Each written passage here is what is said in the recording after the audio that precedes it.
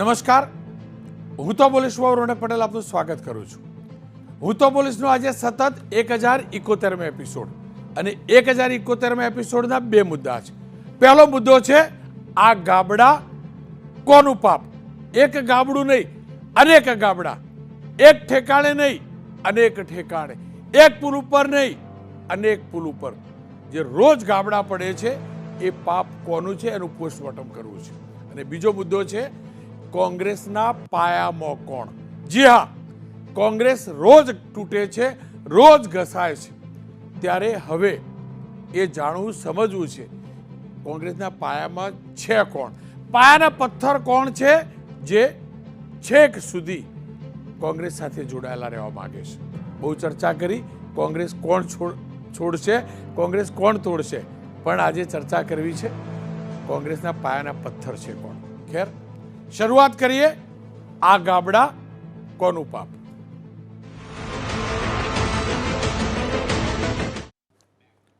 છેલ્લા 5-10 વર્ષોમાં સૌથી વધુ સમાચાર તમે જો કોઈ જોયા હશે તો રોડ રસ્તા પર ખાડા, તૂટેલા રોડ રસ્તા અને શહેરી વિસ્તારમાં ભૂવા, સાથે જ શહેર હોય, ગામ હોય, સ્ટેટ હાઈવે હોય કે પંચાયતનો હાઈવે કે રોડ, એના પુલ ઉપરના ગાબડા.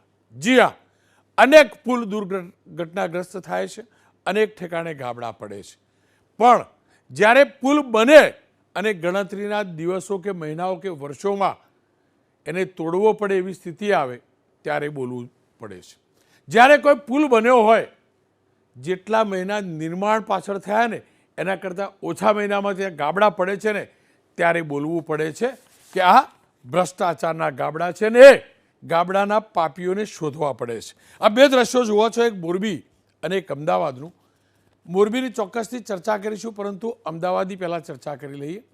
અમદાવાદનો હાટકેશ્વર બ્રિજ, આપ તમામ લોકો જાણો છો, સૌથી વધુ ચર્ચામાં આ બ્રિજ રહ્યો છે. 4-5 વર્ષ ટક્યો, એમાં 5 વર્ષ મોટા ગાબડા પડ્યા. હવે જે સમાચાર મળ્યા છે એ પ્રકારે આખો બ્રિજ તોડી પાડવામાં આવશે. 2017માં ખુલ્લો મુકાયેલો આ બ્રિજ, ત્યારે એવો દાવો કરાયો હતો કે આ બ્રિજનું આયુષ 100 વર્ષ હશે, 100 વર્ષ હશે. અને હવે માત્ર 4-5 વર્ષ એમાંથી ચાલે તો બહુ ઓછા ટાઈમ એ બ્રિજને ફરીથી બનાવવા માટે 51.71 કરોડ રૂપિયાનું મ્યુનિસિપાલિટીએ ટેન્ડર બહાર પાડ્યું છે. આપ આ જોઈ શકો છો. અને બ્રિજના 8 સ્પાનને તોડી ફરીથી બનાવવા 26 કરોડના 2 ટેન્ડર મંગાવવામાં આવ્યા હતા, પરંતુ આ ટેન્ડર કોઈએ ભર્યું નહીં. આખરે બ્રિજ તોડી પાડી નવેસરથી બનાવવાનો નિર્ણય કરાયો છે.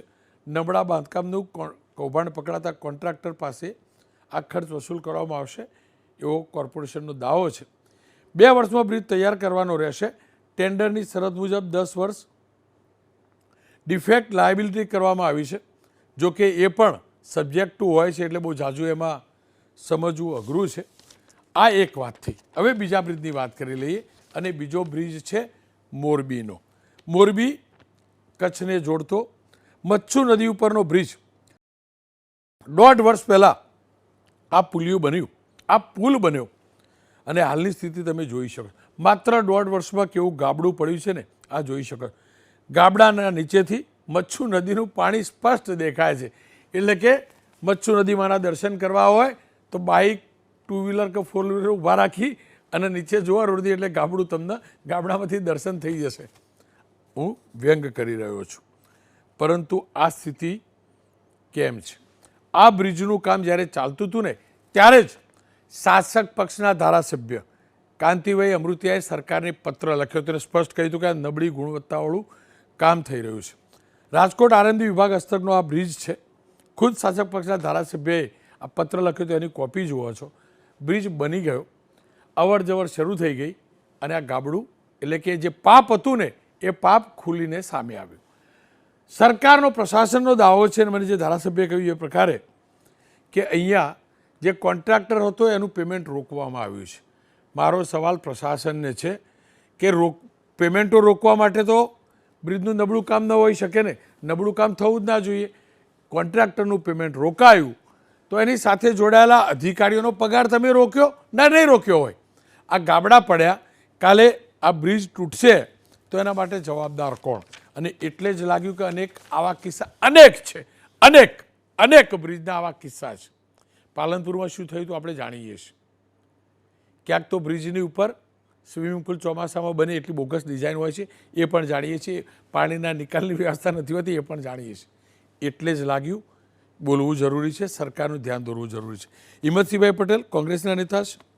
કાંતિભાઈ અમૃતિયા સાથે મેં વાત કરી છે, ભારતીય જનતા પક્ષના નેતા છે, મોરબીના ધારાસભ્ય છે. દેવાંશુભાઈ પંડિત ઇન્ફ્રાસ્ટ્રક્ચર એક્સપર્ટ છે. હિંમતસિંહભાઈ અને દેવાંશુભાઈ પાસે વાત કરીશું એ પહેલાં મોરબીમાં જે થયેલું આ કારસ્તાન જે છે બ્રિજ ઉપર, એ સમજી લઈએ કાંતિભાઈના જ શબ્દોમાં. અને કાંતિભાઈ સ્પષ્ટતા કરી દઉં, શાસક પક્ષના ધારાસભ્ય શ્રી છે. આવો સાંભળીએ આ પુલના પાપ વિશે કાંતિભાઈએ શું કહ્યું છે. કાંતિભાઈ નમસ્કાર, આપનું સ્વાગત છે. આપે એક વિડીયો પોસ્ટ કર્યો, બ્રિજનો એ વિડીયો હતો, મેં બાકીના દ્રશ્યો પણ જોયા. તમારી પાસેથી મારે જાણવું છે ખરેખર એ બ્રિજની સ્થિતિ છે કેવી? મોરબી રાજકોટ રોડ છે રોનકભાઈ, એ લગભગ વિજયભાઈ મુખ્યમંત્રીએ ત્યારે મંજૂર કર્યા તે પછી આપણે એને કામ આપ્યું. રાજકોટ ડિવિઝન દ્વારા એનું કામ ચાલતું હતું. કામ પહેલાં તો ટાઈમ લિમિટમાં કામ નથી કર્યું, કામ નબળું કર્યું છે. મેં આમના અધિકારી જે જિલ્લાના અધિકારી હતા જાડેજા, મોરબી અને રાજકોટના બે ચાર્જ હતો, એમને વારંવાર મેં ફોન કર્યો હતો, કાગળે લખ્યું હોય, એનું ફાઇનલ બિલ આપ્યું નથી, કામ નબળું કર્યું છે એ 100% તમારી સામે હું ખાતરી આપું.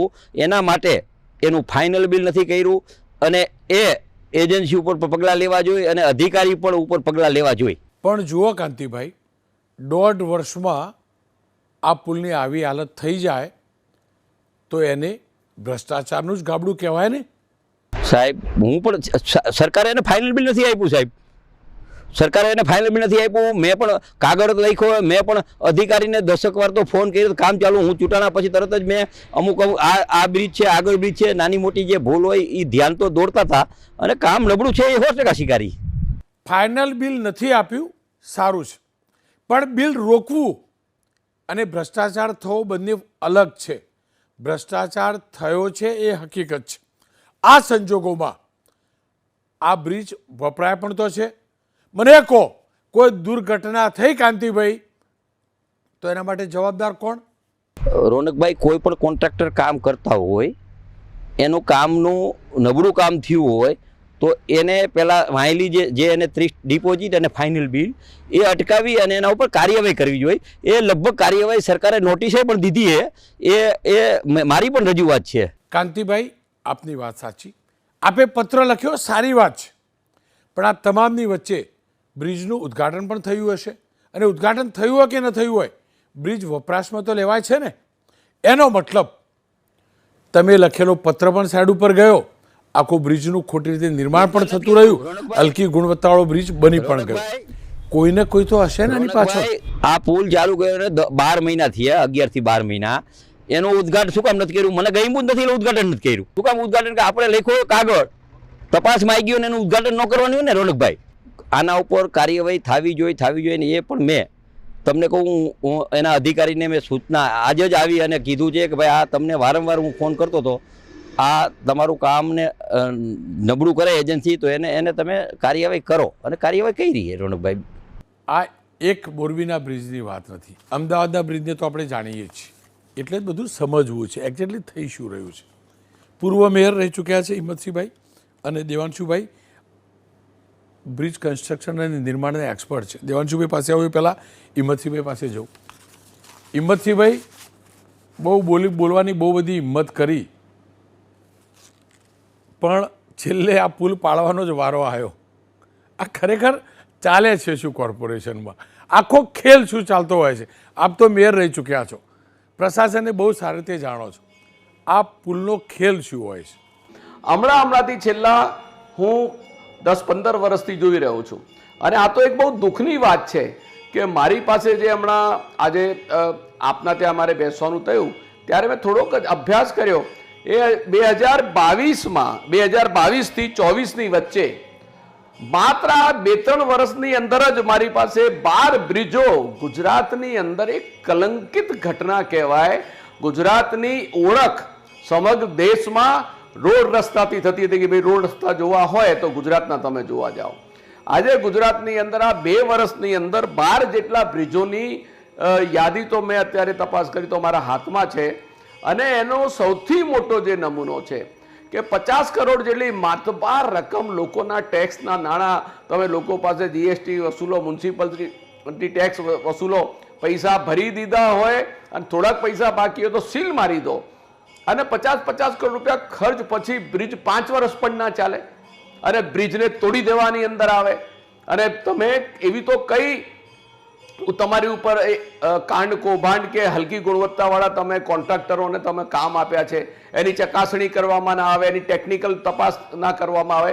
આપણી પાસે એટલી એક્સપર્ટ ટીમો છે, એટલી કાયદાકીય જોગવાઈ છે, એટલા ટેન્ડરોના નિયમો છે, પણ એનું કોઈ પણ જગ્યા ઉપર માત્ર કાંડ કૌભાંડ અને કમિશનો મળી જાય અને લાચિયા રીતે કોન્ટ્રાક્ટરો જે હોય એ રાજકીય પક્ષીઓ હોય કે સામે અધિકારી હોય, તમામને ગજવામાં રાખીને એમના ગજવા ગરમ કરવામાં આવે. જે રીતે ગેરવહીવટ ને ભ્રષ્ટાચાર ચાલે એના કારણે આજે તમે જોયું કે હાડકેશ્વર આ હિન્દુસ્તાનના ઇતિહાસમાં પહેલી ઘટના બની હશે કે 2-3 વર્ષની અંદર 50 કરોડના ખર્ચે જે બ્રિજ બનાવે તોડવામાં આવ્યો. આજે બ્રિજો જે બને છે એની આવરદા 50 વર્ષ કરતા પણ વધારે છે, ને 50 વર્ષ કરતા વધારે ચાલનાર બ્રિજો આજે પણ હયાત છે. તમારે ક્વોલિટીની અંદર તમે કોમ્પ્રોમાઇઝ કરો, ક્યાંક તમે કટકીને કમિશન અને તમે એવી હલકી ગુણવત્તાનું માલ મટીરિયલ વાપરો અને તમે એવા બ્લેકલિસ્ટ થયેલા કોન્ટ્રાક્ટરોને તમે કામ આપો. આજે પણ 8 મહાનગરપાલિકાઓ છે, એની અંદર મહાનગરપાલિકાઓએ 2 જ મહાનગરપાલિકા એ બ્લેકલિસ્ટ થયેલા કોન્ટ્રાક્ટરોની યાદી બહાર પાડી છે. બાકી 6 મહાનગરપાલિકાએ એ યાદી બહાર પાડી નથી. વડોદરા અને ભાવનગરે જ માત્ર યાદી બહાર, 6 મહાનગરપાલિકાઓ આજે યાદી બહાર નથી પાડી કે બ્લેકલિસ્ટ થયેલા કેટલા કોન્ટ્રાક્ટરો છે. તો તમે જ્યાં સુધી કાંડ કૌભાંડ અને કમિશન ખોરી બંધ નહીં કરો, સારા ટેકનોગ્રેટ, સારા ટેકનિકલ રીતે અભ્યાસ કરેલા તમારી પાસે વહીવટી કુશળ અધિકારીઓ તમે રાખો. આજે પણ અમદાવાદ મ્યુનિસિપલ કોર્પોરેશનમાં રિટાયર થયેલા અમારા ડેપ્યુટી કમિશનર શ્રીઓ છે કે આજે એ અમદાવાદ મ્યુનિસિપલ કોર્પોરેશનના કામ કરી રહ્યા છે. હું કહું છું તમે સારા જે અધિકારીઓ છે, જે વહીવટી કુશળ અધિકારીઓ હોય, એને ટ્રેનિંગ આપવી હોય, એને જે પણ વિભાગના એક્સપર્ટ હોય એ એક્સપર્ટને તમે જોડે રાખીને કામ કરો. એના ટેકનિકલ જે પેરામીટર, જે નિયમો નક્કી કરેલા છે એમને જોડે રાખો, અને નિર્ણય લેતા પહેલા, ઓર્ડર આવતા પહેલા કંપનીનો જે ટ્રેક રેકોર્ડ છે, કંપની બ્લેકલિસ્ટ છે, કંપનીએ ખોટું કામ કર્યું છે, એ તમામ ચકાસણી થવી જોઈએ. તો આવી ગેરરીતિ, આવા ભ્રષ્ટાચારો, આવી જાનહાનિ લોકોની ના થાય. હું માનું છું ચોક્કસ આ માનવ સર્જિત ગેરવહીવટ, ભ્રષ્ટાચાર અને એનાથી આ જે પરિસ્થિતિ નિર્માણ થઈ છે એના કારણે આ બધું પરિસ્થિતિ નિર્માણ થઈ છે. આપનો ખૂબ ખૂબ આભાર. ખેર, ટેકનિકલી જાણવું ને સમજવું છે. દેવાંશુભાઈ મારી સાથે જોડાય. દેવાંશુભાઈ, આ જો અંગ્રેજોના જમાનાના પુલ હજુ પણ એવા ને એવા, એ રિવેટના બોલ્ટથી બનેલા, કોઈ બિલ્ડિંગ નહોતું, કશું નહોતું તોય, પણ આજકાલનું આ બીજું અલગ પ્રકારનું જે બિલ્ડિંગ થવા લાગ્યું, અધિકારીઓ, કોન્ટ્રાક્ટરો, દલાલો, શું એ કારણ છે કે નવી ટેકનોલોજીથી બની રહ્યા છે બ્રિજ? બધું આવી ગયું આપણી જોડે, પણ પેલા જેટલા વર્ષ ચાલતા હતા એટલા મહિના આપણા બ્રિજ નથી ચાલતા. તમારા હિસાબથી આ ગાબડા પડવા પાછળનું સૌથી પહેલું કારણ શું હોઈ શકે? એટલે અત્યારે જે પણ આપણે પરિસ્થિતિ જોઈ રહ્યા છીએ એ પરિસ્થિતિ માટે સ્પષ્ટપણે કન્સ્ટ્રક્શનમાં કોઈ ખામી હોય, અને કન્સ્ટ્રક્શન પછી સામાન્ય રીતે આપણે કોઈ પણ પ્રોબ્લેમ ઊભો થાય કન્સ્ટ્રક્શન પ્રોજેક્ટ્સની અંદર, તો ડિઝાઇન, કન્સ્ટ્રક્શન અને પ્રોજેક્ટ મેનેજમેન્ટ, આ 3 વસ્તુઓ ઉપર આપણે જોઈએ તો એમાં એના કારણો મળી શકે. સામાન્ય રીતે આપણને ડિઝાઇનના કારણે આવી ફેલ્યુઅર થતી નથી, કારણ કે ડિઝાઇન ઘણા મેચ્યોર લોકો કરે છે અને વર્ષોથી લગભગ એકધારી, એક સરખી, એક જ ટાઈપના બ્રિજીસ બને છે. એટલે એમાં ડિઝાઇનમાં ભૂલ હોવાના રેર કેસીસ બને કે એની અંદર કોઈ ઓવરલુકિંગ થઈ જાય, કારણ કે એમાં કોઈ જાણી જોઈને કે કોઈ કરવાનો કે એવો કોઈ પ્રશ્ન આવતો નથી. અને જે પણ લોકો કરે છે એ ખૂબ જ કુશળ લોકો છે, જે લોકો તજજ્ઞ છે એના, એ લોકો એની ડિઝાઇન કરી રહ્યા છે. એટલે સામાન્ય રીતે આપણને આમાં ડિઝાઇન પ્રોબ્લેમ આવવાના પ્રશ્ન ન હોય. એટલે પછી બાકી રહ્યા કન્સ્ટ્રક્શન અને કન્સ્ટ્રક્શન મેનેજમેન્ટ રિલેટેડ પ્રોબ્લેમ્સ. તો અત્યારે જે પણ પ્રકારની તકલીફો ઊભી થઈ છે, ગાબડા પડી રહ્યા છે, 75થી 100 વર્ષનું જેનું આયુષ્ય છે એવા બ્રિજીસની અંદર જો વર્ષની અંદર 2 વર્ષની અંદર કે 5 વર્ષની અંદર ગાબડા પડતા હોય તો એ ડેફિનેટલી કોન્ટ્રાક્ટરની કોઈની કોઈ ક્ષમતા અથવા તો એની કામ કરવાની પદ્ધતિમાં ખામીઓ છે. સામાન્ય રીતે કોન્ક્રીટ આરસીસી વર્કમાં આ વસ્તુ થાય છે. બે પ્રકારના, આપણે જે એક આણંદની કોઈ ફ્લાયઓવરની વાત કરી કે જેની અંદર એપ્રોચની અંદર પ્રોબ્લેમ થયો હતો અને બીજા બધામાં સુપરસ્ટ્રક્ચરની અંદર પ્રોબ્લેમ થયો કે જેની અંદર સ્પાનમાં કોઈ ઇસ્યુ થયો છે. તો એ બે જુદા પ્રકારના ઇસ્યુઝ છે, પણ બંને ટેકનિકલ નેચરના ઇસ્યુ છે. અને જે બ્રિજની અંદર ગાબડા પડે છે એમાં કોન્ક્રીટની ગુણવત્તા એ મુખ્ય વસ્તુ છે. એક સાવ સમજી શકાય એવી વસ્તુ છે કે કોન્ક્રીટ રેઇનફોર્સ્ડ કોન્ક્રીટ વર્ક છે, પ્રિસ્ટ્રેસ્ડ કોન્ક્રીટ વર્ક છે, એ ખૂબ જ કુશળતાપૂર્વક કરવાનું કામ છે. એના માટેના એન્જિનિયર્સ જે છે એ સિનિયર એન્જિનિયરો હોવા જોઈએ. એ કોઈપણ કામ એન્જિનિયરોની નજર વગર કે એમની ગેરહાજરીમાં ના થવું જોઈએ. તો એ ખામી નિવારવા માટે આપણી પાસે સુપરવિઝન સ્ટ્રક્ચર છે. તો એના માટે આપણી પાસે પ્રોજેક્ટ મેનેજમેન્ટ કન્સલ્ટન્ટ છે અને થર્ડ પાર્ટી કન્સલ્ટન્ટ છે. જો આ બધાના સર્ટિફિકેશન પછી પણ જો આપણા સ્ટ્રક્ચરની અંદર કોઈ ખામી રહી જતી હોય તો આખી આ સિસ્ટમની અંદર કોઈ જગ્યાએ પ્રોબ્લેમ છે એવું સ્પષ્ટપણે હું માનું છું. તો એ સુધારવાની આપણે એ સુપરવિઝન સિસ્ટમ હોય, એ સર્ટિફિકેશન સિસ્ટમ હોય, એ પીએમસી જે કામ કરે છે અથવા તો ટીપીઆઈ જે થર્ડ પાર્ટી ઇન્સ્પેક્શન એજન્સી કામ કરે છે એ લોકોના કામને પણ એટલા જ રિવ્યૂ કરવાની જરૂર છે.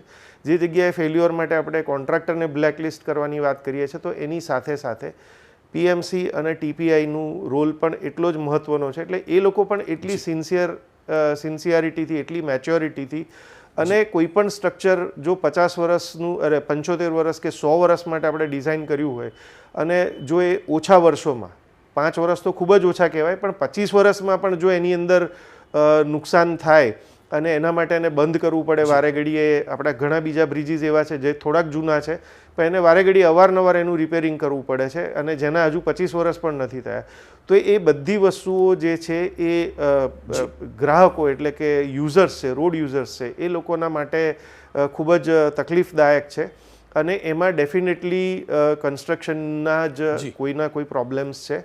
દેવાંશુભાઈ, જો ગાબડું સિસ્ટમમાં છે, ટેન્ડરની પ્રક્રિયા હોય કે પેલા L1 વાળાને આપવાનું હોય કે આપવા માટે ટેન્ડર પડાયું હોય કે આપવા માટે શરતો બનેલી હોય, મટીરિયલ પ્રોપર વપરાતું હોય ના વપરાતું હોય, પીએમસી કંપની કઈ રાખવી, એની જોડેથી કેટલું લેવું કેટલું ના લેવું, આ બધું કોઈ બોલતું નથી પણ આખું ગામ જાણે છે. આખું ગામ જાણે છે અધિકારીઓના કેટલા વહીવટ થાય છે. અને કોઈ બિલ્ડરને, કોઈ કોન્ટ્રાક્ટરને જેલમાં જવું ગમતું નથી, છતાં પણ એને કેમ જવું પડે? એની હાલત તો પેલા વાલિયા લૂંટારા જેવી જ થાય ને. કમાઈને બધાને આપવાનું, ભાગ બધાને પહોંચાડવાનો. દેવાંશુભાઈ, બરાબર? આ રિયાલિટી છે ને. તમને નથી લાગતું આના જેટલા પણ ભાગીદાર છે ટેન્ડરની પ્રક્રિયાથી લઈ એની ઉપર ધ્યાન રાખવાના જેટલા પણ અધિકારીઓ, એ બધાને એ જ સજા થવી જોઈએ જે એક બિલ્ડર કે કોન્ટ્રાક્ટરને થતી હોય, અને એ કરવામાં આવશે. એવી રીતે જો તમે મેં તો ક્યારેય જોયું જ નથી કોઈ સાહેબ જેલમાં ગયો અધિકારી. આ હાટકેશ્વરમાં કોન્ટ્રાક્ટર જ ગયો, બિલ્ડર જ ગયો, કોઈ અધિકારી નહીં. મિલકત તો સીલ થઈ નથી, બધું જોવાની જવાબદારી એની હતી. તમને નથી લાગતું કે જો એવું પ્રાયોજન નહીં કરવામાં આવે ત્યાં સુધી સિસ્ટમમાં આ પ્રકારના ગાબડા રહેશે? હા, એટલે એની અંદર જે પણ ફોલ્ટ્સ છે એની રૂટ કોઝ અમે લોકો ટેકનિકલ ભાષામાં એને રૂટ કોઝ એનાલિસિસ કરીએ કે ભાઈ આ કેમ થયું. તો સબલેટિંગ થયું હોવા છતાં પણ એના ઉપર કેમ એક્શન ના લેવાયું, અથવા તો આ કોઈપણ પ્રકારના રેકોર્ડ્સ પ્રોપર મેન્ટેન ના થયા હોય. તો એ બધા પર જ્યારે એના રૂટ કોઝમાં જઈએ ત્યારે આપણને કારણ સ્પષ્ટ મળી જ જાય છે. તો એ એડમિનિસ્ટ્રેશનનું કામ છે. એટલે જે હવે આનું એડમિનિસ્ટ્રેશન કરે છે, આ પ્રોબ્લેમ્સ જે છે એને હેન્ડલ કરે છે, એ લોકોએ જોવાનું છે કે આની માટે જવાબદારો છે એ લોકોને ખાલી શોર્ટ ટર્મ માટે નહીં પણ લોંગ ટર્મ માટે એક્શન લેવામાં આવે. જેમ કે કોન્ટ્રાક્ટર છે એ એક કંપની બંધ કરીને બીજી કંપની ચાલુ કરે, અથવા તો એવું કંઈ એ પ્રકારનું જે કામ થતું હોય તો એ બધી વસ્તુઓને પણ પ્રિવેન્ટ કરવી પડે. એ લોકોને ફ્યુચરમાં પણ આ પ્રકારના કામ ના કરી શકે એવું ચોક્કસપણે થવું જોઈએ. કોન્ટ્રાક્ટર એના છે, મારું ગુજરાત એનું એ છે, રસ્તા એના છે, બસ બદલાઈ છે કમિશનની પ્રથા.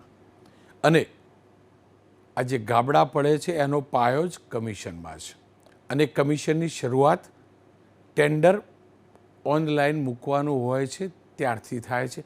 એના કરતાં પણ પહેલાં એ પ્રોજેક્ટ નક્કી થાય છે ને ત્યારથી થાય છે. બસ આ જ પાયામાં જે ગાબડું છે ને એ નહીં પૂરીએ ને ત્યાં સુધી ગાબડા પડતા જ રહેશે. કાંતિભાઈ બોલતા રહે, લેટર લખતા રહે, વિપક્ષ બોલતું રહે, લેટર લખતા રહે, શાસક પક્ષના ધારાસભ્યો બોલતા રહે, લખતા રહે, લોકો મળતા રહે, પુલ પડતા રહે, ગાબડા પડતા જ રહેવાના. જો જે જવાબદાર અધિકારીઓ છે, જે આના માટે પગાર લે છે ને, એમના વિરુદ્ધ કાર્યવાહીનું યોગ્ય આયોજન નહીં થાય, પ્રાયોજન નહીં થાય તો આ ગાબડા હરમેશ પડશે.